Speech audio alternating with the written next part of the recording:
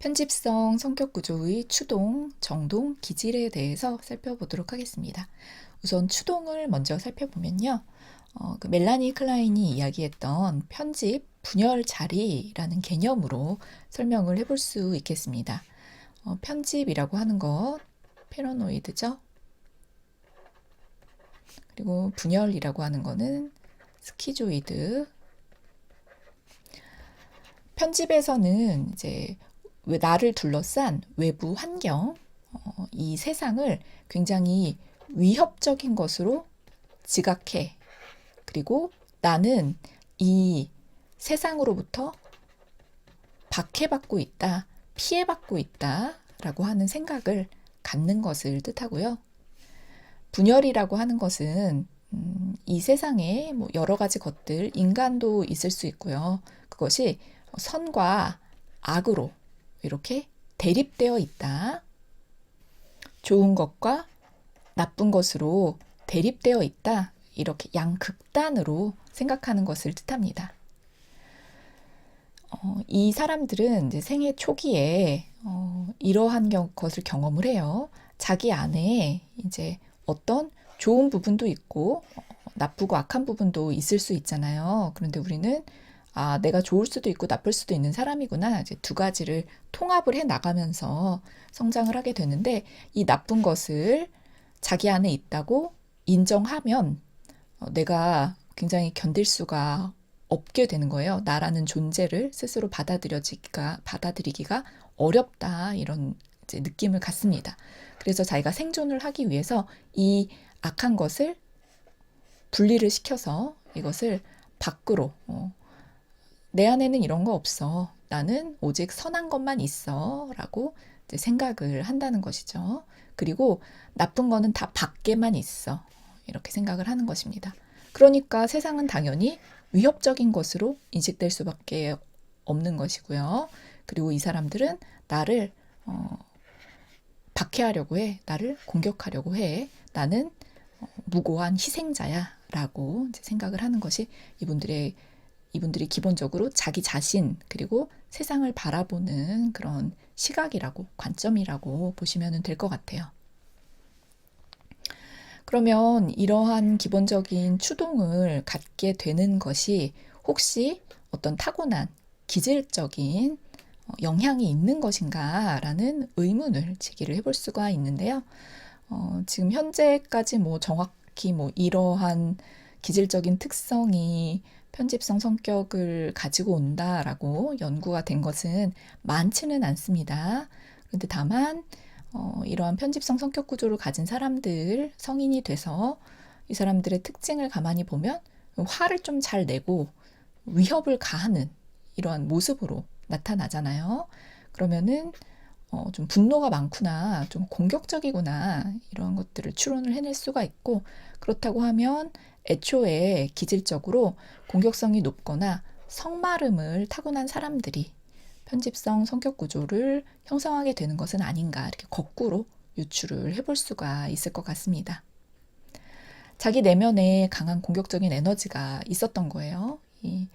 자기 안에 나쁘고 악하고 이런 거 우리 인간이기 때문에 일정 정도는 다 있는데 이게 스스로 감당할 수 없게 너무 크게 느껴졌었던 것입니다. 유아기에. 그래서 이것을 내 거라고 잘 어떻게 통합을 하고 이걸 잘 다스리고 이러는 것에 어려움을 느꼈고요. 또 자기가 이런 나쁜 행동을 할 때마다 양육자가 그거에 대해서 부정적인 피드백을 줬겠죠. 그러다 보니 이것이 생애 초기에 박해 공포로 세상은 나에게 항상 혼내, 나한테 항상 소리 질러, 나를 항상 때려 이런 식으로 불러왔을 수 있다라고 하는 부분이고요. 활동성 징후라고 하는 것이 있어요. 유아들 대상으로 얘네들이 얼마나 이제 규칙적으로 먹고 자고 하는지 불규칙성, 규칙성 그리고 이제 외부 환경에 이렇게 잘 순응하는 친구들이 있고 순응 못하는 친구들이 있고요. 그리고 어떤 자극이 왔을 때 그거에 대해서 굉장히 극렬하게 반응하는 친구들이 있고 좀 약간 순하게 가만히 있는 친구들이 있습니다. 그리고 같은 자극이라도 유난히 그것을 불편해하는 부정적인 기분을 잘 느끼는 그러한 친구들이 있어요. 이게 전부 다 이제 기질과 관련된 것인데 이러한 활동성 징후들이 편집성 성격 구조를 만들어낼 수 있다. 이렇게도 추론을 합니다. 뭐 78년의 연구 결과이기 때문에 과학적으로 완전히 입증된 것이라고 보기는 어려울 것 같고요. 추후 이제 좀 요즘은 더더군다나 관련된 어떤 근거들을 좀 수집하고 또 그것을 이렇게 종단적으로 추적해서 검증할 수 있는 연구 방법들이 많이 발전이 됐기 때문에 추가적인 연구가 필요한 영역이 아닐까 생각을 합니다. 그 밖에 이제 자극 장벽이 좀 낮다라고 하는 거예요. 그래서 조금만 건드려도 금세 이제 이렇게 이것을 강하게 느끼는 그런 것 때문에 흥분을 좀 잘하는 기질도 이러한 편집성 성격을 좀 조장할 수 있다, 만들어낼 수 있다, 이렇게 이야기를 하고 있습니다. 이어서 정동, 그러니까 이 사람들이 주로 느끼는 감정적인 부분에 대해서 한번 살펴보면요. 분노, 원한, 복수심과 같은 적대적인 감정들과 늘 씨름을 하고 있는 모습으로 나타납니다. 그리고 이제 그 안에 굉장히 독특한 게 있죠. 절멸불안이라고 하는 것이 있어요. Annihilation Anxiety라고 해서 헐비쉬라는 사람이 이제 이름을 붙인 것인데요. 이 세상이 나를 아주 끝장낼 것 같은 거예요. 내가 아주 내 목숨이 사라져버릴 것 같은 그런 불안, 극도의 경계심 속에서 저 사람이 나에게 어떤 해를 입힐지도 모른다라고 하는 생각 때문에 그의 모든 행동을 감시하게 되는 그 원인이 되는 것, 그것이 바로 절멸불안이라고 볼 수 있겠습니다. 그러면 이제 이러한 불안들이 왜 나타나는가라는 부분에 대해서 우리가 의문을 제기를 해볼 수가 있을 텐데 이제 이것에 대해서 진화심리학자로 알려져 있거든요. 팽제프라고 하는 사람이 뭐 이런 설명을 한 것이 있었어요. 이 사람이 생각했을 때는 인간에게 fear 시스템이 존재한다는 거예요. 공포, 불안 시스템이라고 이름을 이제 붙일 수가 있을 텐데 우리가 생존하기 위해서, 살아남기 위해서는 어떤 포식자의 공격에 공격이 왔을 때 그걸 나에게 알리고 그것에 내가 빨리 대응할 수 있도록 나를 준비시키는 그런 것들이 필요한데 그것이 바로 이 fear 시스템에 의해서 활성화가 되는 것이다. 그래서 포식자의 공격에 대비하기 위해 진화적으로 발달한 감정이다. 이렇게 이해를 하는 것입니다. 이분이 뭐 fear 시스템 하나에 대해서만 연구를 이제 하신 것은 아니고요. 포유류에게서 발견되는 이제 정서의 세트들을 여러 가지로 연구를 하셨는데 뭐 여러 가지가 있어요. 처음에는 seeking이라고 하는 것이 있습니다. 이건 이제 뭔가를 구하는 거죠. 그래서 기대하고 뭐 이런 것들, 그래서 자기 호기심을 갖고 뭔가 탐색하고 먹이 같은 것도 좀 이렇게 구하고 해야 되잖아요. 이제 그런 행동을 유발시켜주는 그런 욕구 체계고요. 그 다음에 이제 두 번째로 언급되는 것이 이 지금 말씀드린 fear 시스템이에요. 통증이나 파괴 위협에 대해서 반응하고 우리가 그런 위협이 왔을 때 이걸 도망쳐서 피할 것인지 아니면 그거에 맞서서 그것을 이제 돌파해 낼 것인지 같은 것들을 결정하게 되는 것은 fear 시스템이 작동을 하기 때문이다. 이렇게 봅니다. 그 다음으로 패닉 시스템에 대해서도 이야기를 했는데요. fear와 패닉 두 가지가 좀 되게 비슷해 보이잖아요. 이건 이제 뭐 불안이라고 보면 될 것 같고요.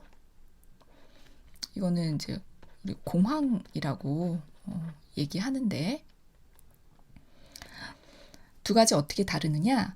패닉 시스템은 보호자로부터 어린 동물들을 억지로 떼어놔요. 분리를 시켜요. 그럼 이 어린 동물들이 어떻게 합니까? 막 울면서 소리치는 반응을 하겠죠? 그때 나타나는 것이 바로 패닉이다. 그러니까 포식자의 위험으로부터 나를 동기화시키는 fear와 달리 나를 보호하는 개체로부터 내가 떨어졌을 때 느껴지는 그러한 공포, 불안은 패닉이라고 하는 별도의 시스템에서 작동을 한다는 것이에요. 그래서 이것은 약간 슬픔이라든지 뭐 그런 것과도 좀 더 관련이 되어 있는 그런 감정 체계라고 이해를 하고 있습니다. 그 밖에 이제 레이지, 뭐 분노라고 하는 것, 이렇게 해서 네 가지가 기본적인 정서 체계고요. 이것에 더해서 세 가지 정도가 더 있다. 첫 번째는 러스트, 정욕이라고 하는 것. 그 다음 두 번째는 케어, 양육이라고 하는 것. 그 다음에 마지막은 플레이, 유의라고 하는, 이제 이렇게 해서 7개의 정서 체계가 이제 생물학적으로 인간에게 또는 이제 뭐 그 포유류의 뇌에서 발견이 될 수 있다. 이렇게 이해를 하고 있습니다. 이 가운데서 편집성, 성격 구조를 가진 사람들이 느끼는 절멸 불안은 피어 시스템과 가장 관련이 깊다. 이렇게 이해를 해보시면 될 것 같아요.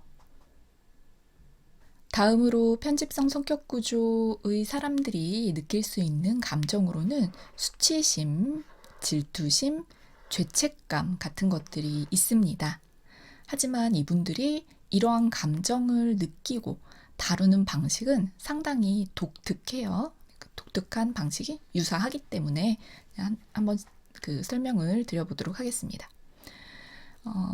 수치심이 나에게 이제 느껴진다라고 하면 이분들은 수치심이 자기 안에 있다라는 것을 견디기 어려워하기 때문에 그것보다는 나에게 수치심을 준 그 사람들, 나를 모욕하려고 작정한 사람들에 대한 어떤 과잉된 공격적인 반응에 좀 더 집중을 하게 됩니다. 그래서 여기에 에너지가 다 가느라고 오히려 수치심을 느낄 만한 여지는 사라진다라고 이야기를 해요.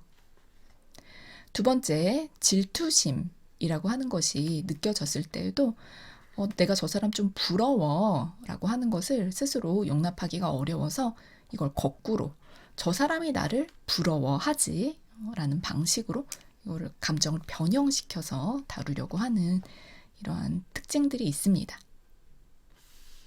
이것은 방어 기제 중에 우리 투사에 해당하는 것이라고 볼 수가 있고요. 실제로 사실 상대방은 나를 그렇게 부러워하고 있지 않은 상황이라고 한다면 이것이 이제 굉장히 망상적인 믿음이 되는 것이죠. 현실이 왜곡되는 부분. 약간 정신병적인 요소로도 좀 작용을 할 수 있는 그런 부분이라고 생각이 됩니다. 마지막으로 죄책감을 다루는 방식 역시 좀 독특한데요. 왜 우리가 이제 어떤 것을 잘못하면 마음이 불편하잖아요. 그리고 차라리 이제 그것이 밝혀지고 이제 그거에 대해서 뭐 이야기가 나오고 뭐 내가 그거에 상응하는 어떤 책임을 진다든지 벌을 받는다든지 그러고 나면 약간은 죄책감이 해소가 되는 이런 경험을 할 수가 있는데 이 사람들은 그것을 견뎌내기에는 이제 자아 구조가 너무 취약한 것입니다. 그렇기 때문에 죄책감을 마냥 피해 다니기만 하려고 해요. 이것을 회피합니다. 그러면서 혹시 저 사람이 나를 벌 주려고 하나? 저 사람이 나 잘못한 거 알고 나에게 어떤 위해를 가하려고 하는 거 아니야? 라고 하면서 굉장히 이런 부분에 더 집착하게 되는, 상대방이 나에 대해서 진짜로 알게 되면 굉장히 충격을 받을 것이고 그럼 그것이 나에게 얼마나 굴욕적일 것인가, 이런 것에 대한 걱정으로 인해서 자꾸 이것을 스스로 부인하려고 하는 그러한 모습으로 나타날 수가 있습니다.